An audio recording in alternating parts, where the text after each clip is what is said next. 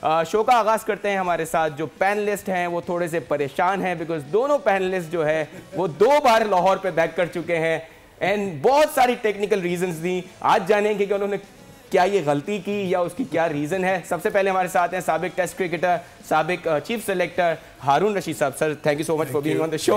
और उनके साथ हैं बहुत अच्छे स्पोर्ट्स जर्नलिस्ट हैं, सोशल मीडिया पे काफ़ी एक्टिव हैं, हमारे बहुत अच्छे दोस्त हैं फवाद मुस्तफ़ा साहब। Thank you gentleman, thank you for being on the show. पहले आपसे सवाल करूंगा सर कि लाहौर जो है 2 बार आपको प्रेडिक्शन में हरा चुकी है, तो उस पर अपने तासुरात दें। चले इस बात में तो पहले आपको मुबारकबाद दे देंगे, कल आपकी प्रेडिक्शन जो है वो ठीक हो गई। देखिए सिलसिला सिर्फ यही है कि जो चीज़ें आपको हम कहते हैं ना 3 कंपोनेंट जो हैं वो उसमें आपको बेहतर करना है दूसरी टीम से। कल लाहौर कलंदर्स से 2 जो सेगमेंट थे जिसमें हालांकि वो लोग रिकवर किए, 187 was the par score, I would say कि वो अच्छा फाइटिंग स्कोर था जहाँ तक वो पहुँचे, वो भी जहादात की वजह से पहुँचे।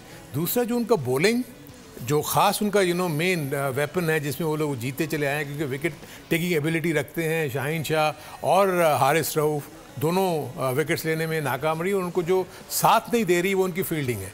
I think fielding is the main important reason जो मैं फील करता हूँ कि जो लाहौर की दोनों में जो शिकस्त में इसका बहुत बड़ा रोल रहा है। Not only that they drop catches, they also ground fielding बस पुअर। अब 1 के 2 दे रहे हैं, आपसे बाउंड्रीज नहीं रुक रही। सो ये मोमेंट पे सर कैचेस छूटे, जब सरफराज आए उस वक्त राइली रुसो आउट हुए थे, अगर सरफराज का कैच हो जाता पहली बॉल पे ही आपका रॉय का कैच छूटा, एब्सोल्युटली, उसके बाद सऊद शकील का कैच बिल्कुल हाथों में छूटा। वो चीज़ें अपनी जगह पे, लेकिन ये मैटर करती है। जब आप इस किस्म की गलतियां करेंगे तो आप जीतने के तो फिर हकदार नहीं है। तो हम तो इसलिए लाहौर को फेवर कर रहे थे कि ऑलराउंड कंपोनेंट उनमें नजर आता है, उनकी ऑलराउंड एबिलिटी नजर आती है, बट डिलीवर नहीं कर रहे वो। बिल्कुल सही है।